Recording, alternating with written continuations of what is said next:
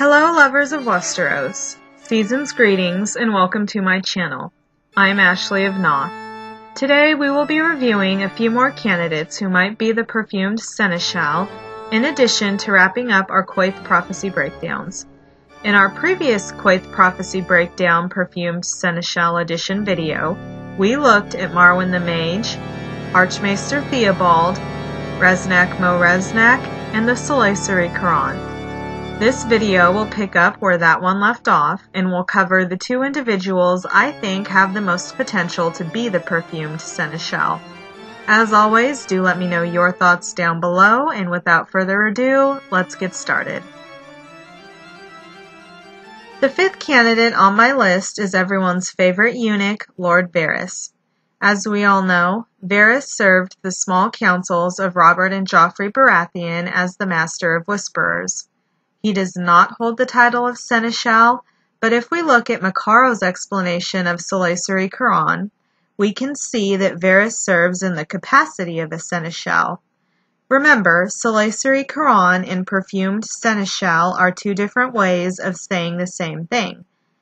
As to Makaro's explanation of Soleisari, Varys checks off that box as well. In A Game of Thrones, Chapter 30, Eddard 7, Varys seeks Ned out for a private audience.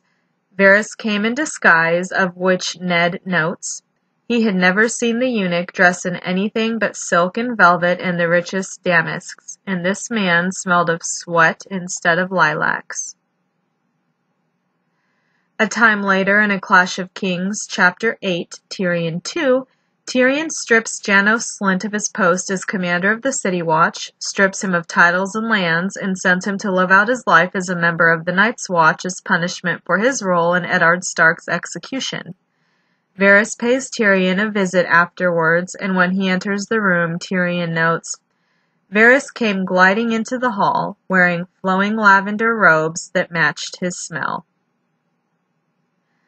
Clearly, Varys is associated with a floral smell when not in disguise, so you could call him perfumed. So, here's the million-dollar question. Should Daenerys trust Varys? The instinctual answer is no, seeing as he appeared to support assassinating her. Remember, Varys brought the news of Dany's pregnancy to King Robert and the small council. He also came up with the idea to have her poisoned, which is exactly how the assassination attempt occurred. So it could be said that Varys is directly responsible. However, there's a few things I'd like to bring up here. First, if we examine the text where Varys talks about the way that they should kill Dany with tears of Lys, if we look at that, it's written as though he says this to get a rise out of Grand Maester Pycelle, and that makes me wonder if at that time Varys brought it up not because he wanted to kill Dany that way, but because he was trying to get a rise out of Grand Maester Pycelle and let Pycelle know that he suspects that Pycelle and the Lannisters were behind the murder of Jon Arryn, because that's the poison that was used on Jon Arryn. We now know that it was Littlefinger and Lysa that were behind that. However, at this point in time, it wouldn't be beyond the realm of possibility that Varys might suspect that the Lannisters and Grand Maester Pycelle, who's one of their cat's paws, were behind the murder of Jon Arryn. Second, I think it's possible that the hit on Dany was actually a tool used by Varys to get Ned out of King's Landing. Crazy, right? Hear me out, though. In A Game of Thrones, Arya overhears a conversation between Varys and Illyrio. Varys expresses concern about Ned having found Gendry, the quickness with which Ned was closing in on the truth of the paternity of Cersei's children, and how this would serve as a catalyst to the impending war in Westeros. Drogo's invasion, which Varys and Illyrio so carefully planned, is now delayed by Dany's pregnancy. War can't come to Westeros until after Dany has her baby, because only then would Khal Drogo bestir himself. Ned finding out that Cersei's children weren't Robert's and sharing that knowledge would immediately start a war. so Ned can't find out the truth. Illyrio and Varys agree that they need more time, and Varys agrees to do what he can to get it for them. Could Varys have bought time by devising a scheme that would keep Ned from discovering the truth by pushing him out of King's Landing? This seems to be the case because in the very next chapter, as soon as it starts, Ned says, "Robert, I beg of you, hear what you are saying. You are talking of murdering a child." "The whore is pregnant," Robert responds, slamming his fist on the table as loud as a thunderclap.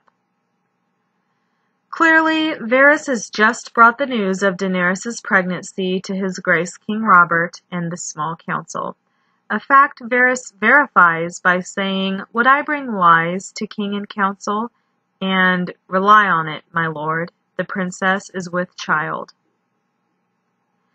To take stock, Varys just told Illyrio he would buy them time, and immediately after the council hears of the pregnancy. Okay, Varys, I see you. Predictably, Ned has a big problem with Robert wanting to kill Dany and her baby because murdering children goes against everything Ned stands for. We all know how this goes.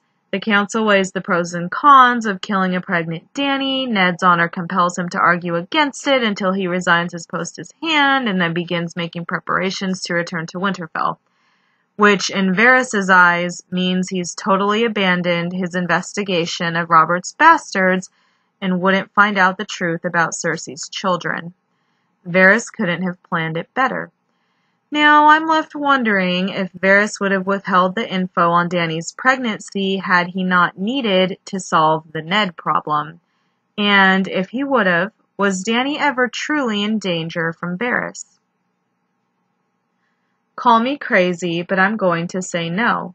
This is seemingly confirmed by something Ser Jorah tells Dany in A Storm of Swords. Dany confronts Jorah about spying on her. Jorah points out that he saved her as well. Dany asks how he knew the wine was poisoned, and Jorah answers, I but suspected. The caravan brought a letter from Varys. He warned me there would be attempts. He wanted you watched, yes, but not harmed. So not only do we have confirmation that Varys did not want Dany dead, but he made what effort he could to save her. If Varys didn't want Dany dead pre-dragons, why would he want her dead now? He wouldn't. Further evidence suggests that he didn't want Dany dead. It was Varys who convinced Joffrey and Cersei to make Ser Barristan the scapegoat for King Robert's death, which in turn got them to dismiss Ser Barristan from the Kingsguard. This dismissal freed up Ser Barristan to, as he said, take up service with the true king. Ser Barristan made his way across the narrow sea to Illyrio and Pentos with the intent of serving Viserys, but agrees to serve Dany in lieu of Viserys' death. Despite his advanced age, Ser Barristan is widely regarded as a legend in the realm, particularly in the eyes of the small folk. Lord Tywin views him as a threat because of this and considers the dismissal senseless. Tyrion broaches this topic with Cersei, saying, in reference to the small folk, "What do you imagine they'll think when they see Barristan the Bold riding beside Robb Stark or Stannis Baratheon?" The implication being that the mere sight of Ser Barristan would garner massive support for whichever king he chose to serve beside. In other words, by orchestrating Ser Barristan's dismissal, Varys did Dany a serious solid. Once again, I'm left thinking, if Varys is willing to help Dany in such an important way, how is he worthy of a place in Quaithe's warning? Once again, I have to say he's probably not. Now, you might think I'm a hypocrite because I'm saying Varys can be trusted in spite of his support of Aegon, but Tyrion and Jon Cunnington can't be because of their support of Aegon, and I get where you're coming from. I'll concede that at one point, Dany was simply a pawn for Varys, and Aegon has always been his focus. In fact, she could still very well be a pawn, but I'd remind you, Varys has never wanted Dany hurt. I'd also remind you that Varys wanted Dany and Aegon to meet in Volantis and from there conquer Westeros together. If this had happened, the two would have met on equal footing. Yes, Dany had the stronger military, and yes, Dany had the dragons, but neither she or Aegon had done any conquering in Westeros. But now, thanks to Tyrion's meddling, Aegon is going to Westeros without Dany. This pits them against each other as adversaries, not as allies, which is what Varys had intended them to be, allies. So there's a difference between Varys and Tyrion's respective actions with Aegon. John Cunnington, in my eyes, is more or less guilty by association, though I do acknowledge it's possible John Cunnington is also being lied to, so I don't necessarily find him to be as big of a threat as he might seem. I think if he found out that Aegon was not who he was told that Aegon was, there's no reason he wouldn't help Daenerys because he loved Rhaegar, and so I would still think his loyalty to Rhaegar's house would stand. Now, this next part is admittedly nitpicking, but as you all know, when it comes to A Song of Ice and Fire, that's what I do. That being said, I'd like to point out that Quaithe, by using the phrase Mummer's Dragon, has referred to Varys already, since he's the Mummer associated with Aegon. So why would she refer to Varys again in the same warning using a different name? That doesn't make sense to me. Also, as I wear my Captain Nitpick badge, I'd like to note that Quaithe said not to trust the Mummer's Dragon.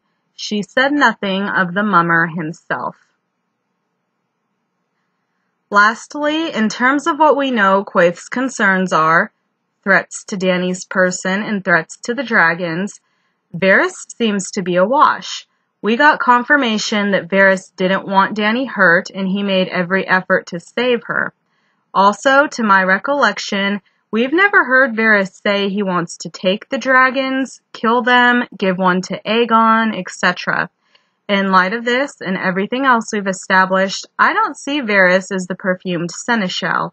That's not to say he isn't Shady Boots, because he is. I just don't think he's who Quaithe was talking about. My sixth and final candidate for the Perfumed Seneschal is Magister Illyrio Mopatis. As the title suggests, Illyrio is a magister in Pentos. He's very wealthy and very powerful. At one point in time, he served as guardian of the exiled Targaryens, and he's currently working with Varys to place them back on the Iron Throne. Illyrio is associated with being perfumed. In A Game of Thrones, while en route to the feast at Drogo's manse, sitting inside Illyrio's palanquin, Dany notes that she could smell the stench of Illyrio's pallid flesh through his heavy perfumes. Then, in A Clash of Kings, while recounting the story of how and why he came to Dany, Strong Belwaz says, "From Meereen I am sold to Qohor, and then to Pentos, and the fat man with sweet stink in his hair. He it was who sent Strong Belwaz back across the sea and old Whitebeard to serve him."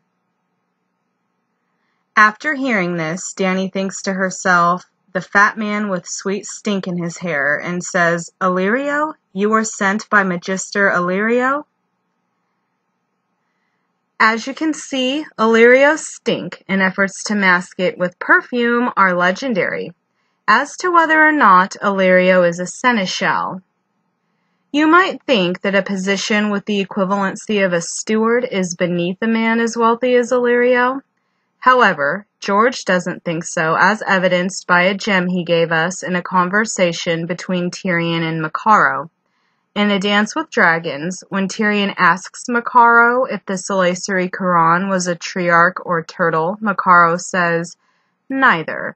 Quran is not a ruler, but one who serves and counsels such and helps conduct his business. You of Westeros might say steward or magister."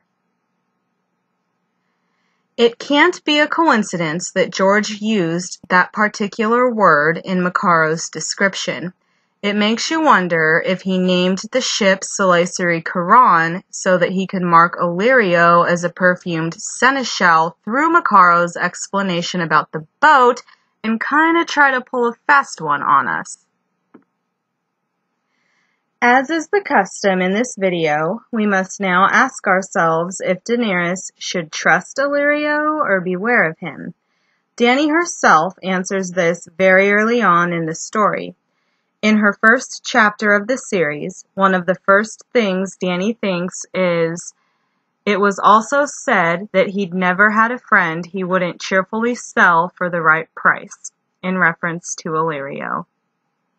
A short time later, in the same chapter, while en route to Drogo's manse, Daenerys observes Illyrio buttering up Viserys, telling Viserys the same tales of the secret love the Westerosi had for him. As she witnesses this, Dany thinks how she has no contacts across the Narrow Sea, no way of knowing what people did or said. However, she mistrusted Illyrio's sweet words as much as she mistrusted everything about Illyrio. I have to say, I'm with Dany on this one. Illyrio can't be trusted. Again, you might think this hypocritical of me. How can I say that Varys can be trusted but Illyrio can't? After all, they are both equally culpable in regards to supporting Aegon. It can also be said that Illyrio helped Dany just as much as Varys did by aiding Ser Barristan in finding her once he got to Pentos. He also sent her strong Belwas and Tyrion, though Tyrion's voyage to Dany was disrupted by a series of unfortunate events. If we take Illyrio at his word, he even saved Daenerys from getting raped by Viserys. So, what gives? Motivation. Motivation is what makes Illyrio untrustworthy. Varys does what he does, to whomever he does it to, in the spirit of the realm's best interest. He's never appeared to directly benefit from his schemes in terms of getting paid or promoted. This is referring to his behind-the-scenes actions, not his work as Master of Whisperers. For example, when Varys kills Kevan Lannister, he tells Sir Kevan this wasn't personal, it was for the realm and the children. He then goes on to explain why Aegon is good for the realm, saying, "Aegon knows that kingship is his duty, that a king must put his people first and live and rule for them." So again, Varys himself does not benefit personally if Aegon takes the throne. He's not asking for anything from Aegon beyond that Aegon rule for the good of his people. Even independent of Aegon, Varys has been consistent about wanting others to do what's best for the realm. If you're like me, and you believe a particular rumor about Varys and Aegon, then you might say Varys kinda does gain by Aegon sitting the throne, but I'd point out to you that rumor being true still doesn't change anything because Varys took steps to ensure Aegon would understand how to be good for the realm and its children. If Aegon had turned out to be like Viserys, I have serious doubts that Varys would be supporting him. That rumor being true also does not change the fact that Varys isn't asking Aegon to be compensated in exchange for his support. Illyrio is a completely different story. Originally, he wanted to, quote, claim Daenerys for himself, despite the fact that she was, in his words, half a child. To drive the idea from his head, Illyrio vigorously banged a 16-year-old who resembled his dead wife. So right from the start, he wanted something from Dany. He also wanted something from Viserys as well, which he's now expecting from Dany and or Aegon. In A Dance with Dragons, Tyrion questions Illyrio's support of Dany in light of her smashing the slave trade, which Illyrio dabbles in. Illyrio says, "The beggar king swore that I should be his master of coin. Once he wore his golden crown, I should have my choice of castles. Even Casterly Rock, if I desired." Tyrion says Lord Tywin would have loved to hear that, and Illyrio laughs it off, downplaying the Westerosi castles is less comfortable than his manse. Then Illyrio says, "Master of coin, though, I am fond of coins. Is there any sound as sweet as the clink of gold on gold?" Moments later, Illyrio attempts to contradict himself, saying gold doesn't always matter and sometimes people have debts of affection to repay. But that is total bullshit.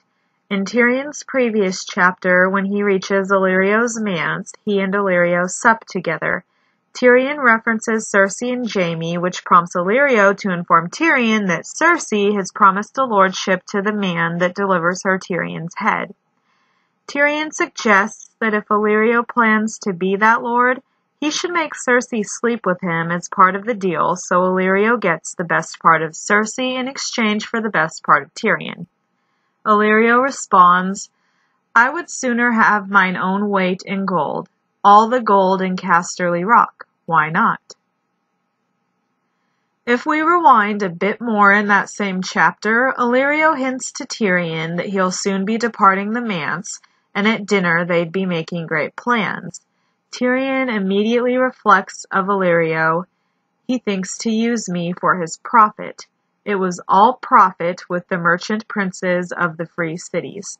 Should a day ever dawn when Illyrio Mopatis saw more profit in a dead dwarf than a live one, Tyrion would find himself packed into another wine cask by dusk. There's also Dany's thought of Illyrio at the start of A Game of Thrones. It was also said that he'd never had a friend he wouldn't cheerfully sell for the right price. Clearly, Illyrio's motivation has always been gold, so the BS he's trying to sell Tyrion on about debts of affection is just that, BS. In light of this gold-driven motivation we've established, I'd like to ask you to do what Quaithe asked Dany to do. Remember the Undying. While at the House of the Undying, Dany was given visions and predictions about her future. One of those predictions was that Dany would know 3 treasons. 1 for blood, 1 for gold, and 1 for love. I think, given Illyrio's established for-profit motivation and his known willingness to sell anyone out for the right price, that he is the betrayal for gold, and that is why Quaithe warned Dany to remember the Undying and of the Perfumed Seneschal, or, to quote Macaro, the fragrant Magister. I know Dany thinks, and probably many fans think as well, that Ser Jorah is the betrayal for gold. However, I don't think this is the case. Yes, Ser Jorah took gold, but that's not why he informed on Daenerys. In A Game of Thrones, Eddard II, Robert and Ned discuss a letter from Varys informing them of Dany and Drogo's marriage. Ned asks Robert who's the source of this information, and Robert says it's Ser Jorah. Ned details the events leading up to Jorah's exile, and Robert tells him that Ser Jorah is now in Pentos, anxious to earn a royal pardon that would allow him to return from exile. Then, in A Game of Thrones, Eddard VIII, as the small council debates Daenerys' assassination, the issue is raised about who they can get to do the hit. Renly Baratheon speaks up, saying Mormont craves a royal pardon, and Varys answers desperately. So here we have 3 people who are in the know, one of whom pays Ser Jorah for the spying, confirming Ser Jorah is spying on Dany for a pardon, not for gold. By the end of A Dance with Dragons, Dany seems to arrive at this conclusion as well. In Daenerys 10, as Dany wanders through the Dothraki Sea, she starts hallucinating due to dehydration and blood loss from a likely miscarriage. The voice in her mind personifies through grass and through Ser Jorah, who's not truly there, but her mind has projected him to be, and Dany, in essence, starts talking aloud to the voice in her head. Dany tells it, "You betrayed me. you informed on me for gold. And Sir Jorah, or Dany's voice in her mind, responds, for home. Home was all I ever wanted. Clearly, Dany now knows that Sir Jorah didn't care a fig about gold. The man only wanted to go home. In light of all these confirmations, I'm going to say Jorah Mormont is not the betrayal for gold, so the door remains open for Illyrio. Undoubtedly, some people might be thinking of Brown Ben Plum and how Dany considered his and the second sons defecting to Yunkai's side to be one of the fated betrayals. And what lesson has been hammered in time and again within this story? That sellswords follow the money. So Brown Ben being the betrayal for gold makes sense. However, that is not the case here. As Brown Ben said, it's not all about the coin. In A Dance with Dragons, Daenerys 8, Brown Ben explains this to Dany. He tells her a story of a corpse he once discovered on the battlefield. The soldier had sewn gold into his jerkin, enough to have sustained him for his life, but the man's gold did him no good. As Brown Ben said, silver's sweet and gold's our mother, but once you're dead, they're worth less than the last shit you take as you lie dying. He then tells Dany that the second sons didn't want to die, and after Ben told them Dany refused to use her dragons against the Yunkishmen, they went over to the winning side. So, like Jorah, Brown Ben Plum's actions weren't motivated by gold. He betrayed Dany to give his men their best chance at survival because Dany refused to give it to them. Honestly, I don't even blame him for this, because Daenerys was being foolish by refusing to use her dragons. Thousands would unnecessarily die because of that. This was a betrayal for weak decisions and nothing more. I say all of this to say the betrayal for gold door is open to Illyrio once more. It makes far more sense for the man who's 100% motivated by gold to walk through it than it does for people whose actions aren't spurred by money. I would certainly say this would warrant a warning from Quaithe in addition to a prompt to remember the undying. In my opinion, Illyrio Mopatis is the perfumed seneschal. Now that we've covered all the perfumed seneschal candidates, I'd like to discuss Quaithe's last appearance. In Daenerys 10, A Dance with Dragons, we find that after fleeing Meereen, Drogon has taken Dany to the Dothraki Sea. She attempts to find her way back to civilization as Drogon had dropped them off in the middle of nowhere. She follows a stream for an entire day, hoping it would take her to a river, but it did not. Dany sought shelter amongst some stone ruins and drifted off to sleep. That night she dreamt and floated up to the stars. The stars swirled around her as she danced and laughed, and the stars also whispered. First, they whispered Quaithe's famed directions. To go north, you must journey south. To reach the west, you must go east. To go forward, you must go back. To touch the light, you must pass beneath the shadow. Realizing who it is, Dany calls out, Quaithe, where are you, Quaithe? Amongst the stars, Dany sees her, noting that Quaithe's mask was made of starlight. Remember who you are, Daenerys, the stars whispered in a woman's voice. The dragons know, do you?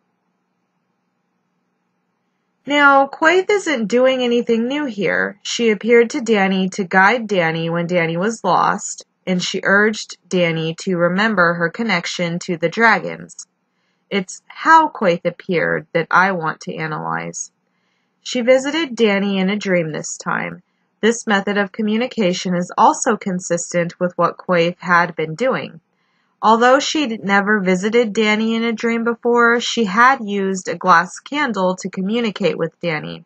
Remember, according to Archmaester Marwyn, the sorcerers of the Freehold could see across mountains, seas, and deserts with one of these glass candles. They could enter a man's dreams and give him visions and speak to one another half a world apart, seated before their glass candles. We can see that Quaithe is consistently using the glass candle however she can to communicate with Daenerys. So this part of how Quaithe appeared isn't too special, it's par for the course. The mask being made of starlight, though, and Quaithe appearing in the stars as opposed to any other way could be symbolic, and might be a hint at Quaithe's identity. As Dany was lost in the Dothraki Sea, Quaithe took shape in the stars to guide Dany and give her direction.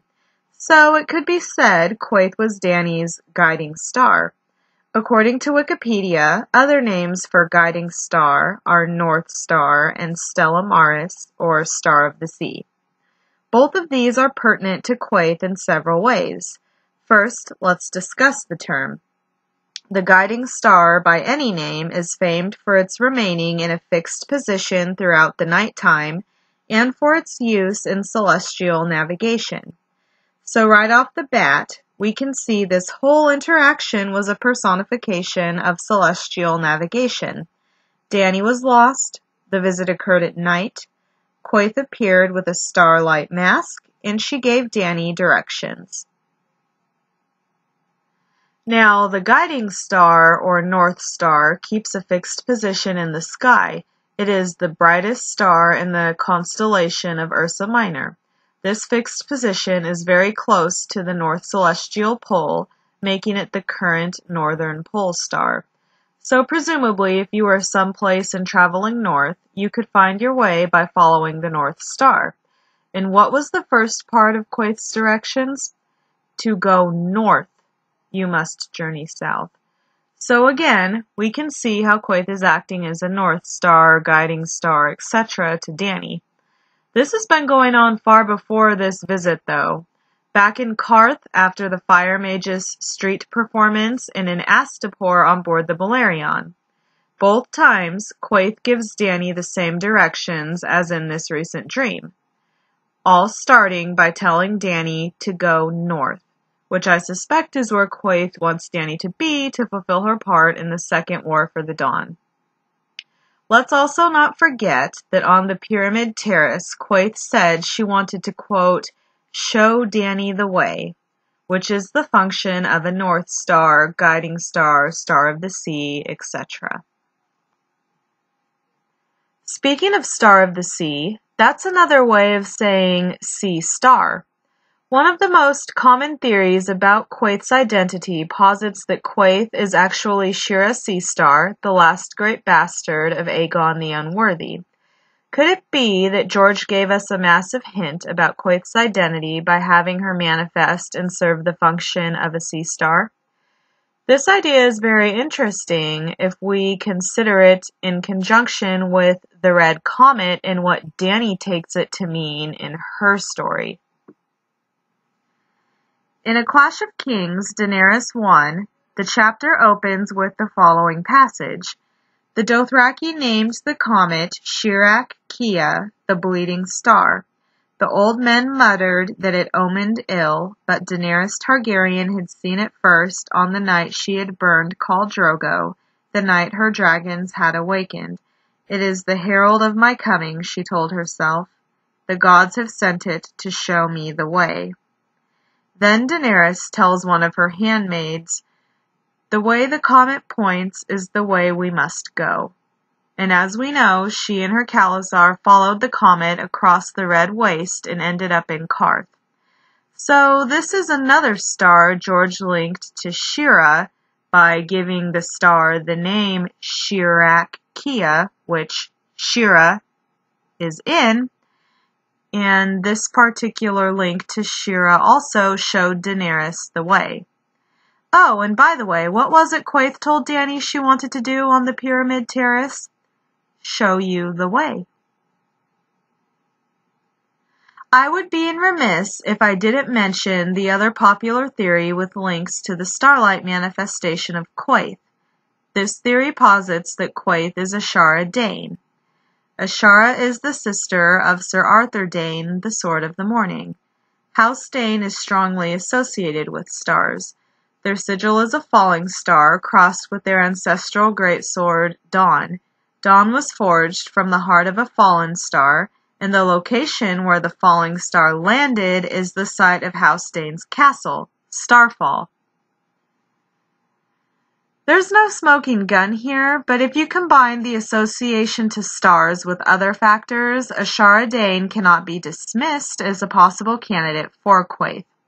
I won't be delving into these other factors as this is not a Quaithe identity video. This video instead focuses on the prophetical aspect of Quaithe. So I mentioned the characters of Shira and Ashara in my analysis of the starlight interaction, not because I'm trying to figure out who Quaithe is. Speaking of analyzing Quaithe-related prophecy, this series has reached its end. Quaithe, whoever she is clearly concerned with two things: protecting the dragons and getting Daenerys to Westeros. It would seem that she is using a glass candle to compensate for the physical distance between she and Dany, and to get visions of others who are seeking out Daenerys and would knock her off track. Not all of these people are bad per se, but with the fate of mankind at stake, Dany can't be effing around. So it's up to Quaithe to kind of wrangle her in every time she starts to veer off in the wrong direction. Quaithe is still shrouded in so much mystery, but I hope this series of videos has helped decode some of it. I'm Ashley of Noth. If you enjoyed this video, please give it a thumbs up, subscribe, and join my Khalasar. Also, don't forget to share your thoughts down below on the identity of the Perfumed Seneschal. I might even include a poll with this video so everyone can vote on the Stinky Steward's identity, so check for that. To everyone watching, I hope you have a wonderful day, and from me to you, 7 blessings, friends.